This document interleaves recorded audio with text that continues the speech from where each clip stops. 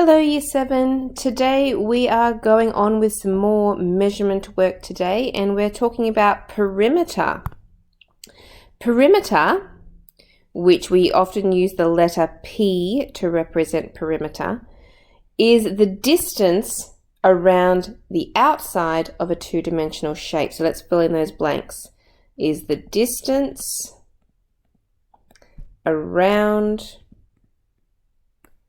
the outside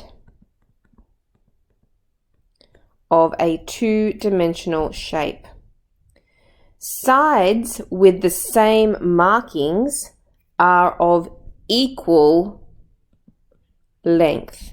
So what I mean by same markings, if we have a quick little look down at the example down here, question 1A here, you can see that they have two lines on this one and two lines on that one. That means that those sides are both 5 centimeters. The markings mean that those are the same in length.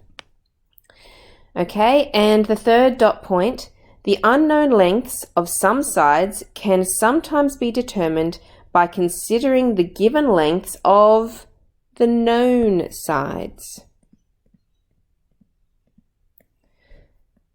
So sometimes we will have to work out some unknown sides from the stuff that we've already been given. So let's have a look. Let's do these examples. Example 1, find the perimeter of the following shapes. Show full working out. Okay, that's going to become more and more of a thing that we're going to stress in this topic. We want to see your working out, please. So finding the perimeter means that we want to find the distance around the shape by adding up all the sides. So remember, these lines mean that these two sides, this side and this side are the same in length. So if we have 5 centimeters down here, then this one over here is 5 centimeters as well. So we'll use the letter P for perimeter, is equal to, and I want you to write down all the sides that you're adding together. So we can start with the 5 on the top, then the 3 on the side, and the 5 on the bottom. If you put them in a different order, that's fine. Usually I like to start at the top of the shape and just kind of go clockwise around to make sure that I don't miss any along the way. So adding those together, you can use your calculators, remember, if you need to. 5 plus 3 plus 5 is 13. Now, because we're measuring a length here, it is important that you include units. These sides were measured in centimeters, so it will be 13 centimeters for the perimeter. Let's have a look at B. Again, we have these markings here that tell us that these sides are the same. So if possible, it's always a good idea to write down any missing sides before you start. So this one here is going to be 1.6. Now, to work out the perimeter, I'm going to start at the top and I'm going to go clockwise around to writing them down.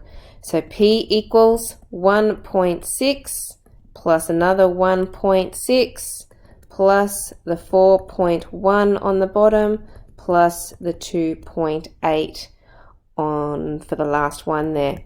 Now, to make it faster, you would definitely want to use your calculator for this one. 1.6 plus 1.6 plus 4.1 plus 2.8, and you get 10.1. Don't forget the units, centimeters. C, we have some missing sides here. Now this is where we don't have any markings that tell us that things are the same. So we want to use the sides that we've been given to try and work out the missing ones.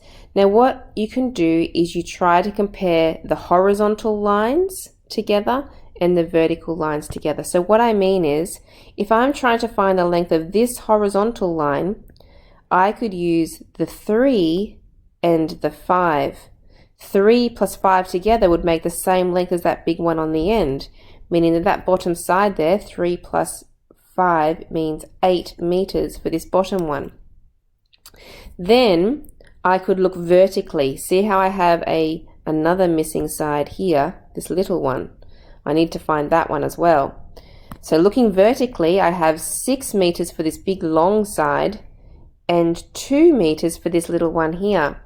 Now I don't want to add the 6 and 2. Okay, I'm not trying to make these add those together. I'm trying to find this missing blank in here. So if a 6 is the full length, if I subtract off 2, 6 take away the 2 would tell me that this one here is 4 meters. Okay, so now just do a little check. If I start at the top, do I have a measurement on every side as I go around? And now I do, so we're going to write out our answer. So P for perimeter equals 3 plus 4 plus 5 plus 2 plus 8 plus 6. Okay, and adding that all together, we get 28 meters for our answer. On the next page, D, we only have one measurement on this whole shape, and it's the 10 centimeters. We do, however, have these markings here, which means that that one would also be 10 centimeters up here. Now we have all these little missing sides all down here, these ziggy-zaggy ones here.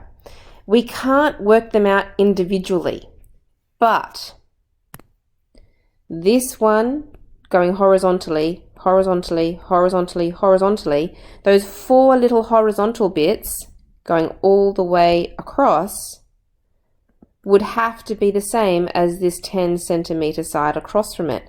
So those 4 together would make 10 centimeters that way. Then if you look vertically here, here, here, and here, those 4 vertical bits would have to be together that 10 centimeters on that side. So going this way, those 4 little ones will be 10 centimeters there as well. So all I really need to do for this question is say that my perimeter is going to be equal to 10 plus 10 plus 10 plus 10 as I go the full way around that shape. Now some of you might want to shorten that a little bit. You could also write that as P is equal to 10 times 4. Okay, means the same thing. I don't mind which way you do it. So adding all of those together, we get 40, and my units are centimeters. Question 2.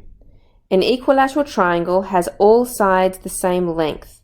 If each side is 15.5 millimeters, find its perimeter. Now some of you might find it helpful to draw a little diagram of this. An equilateral triangle means that all the sides are the same length, and we're told that the side length is 15.5 millimeters. Okay, that means that all of them are going to be 15.5 millimeters. So to work out the perimeter, all I need to do is 15.5 added together 3 times, or for short, you could have gone 15.5 times 3. Okay, that equals 46.5 millimeters. Okay, so we're practicing perimeter today. You're going to be doing exercise 2 in your student workbook, and it's pages 5 to 8.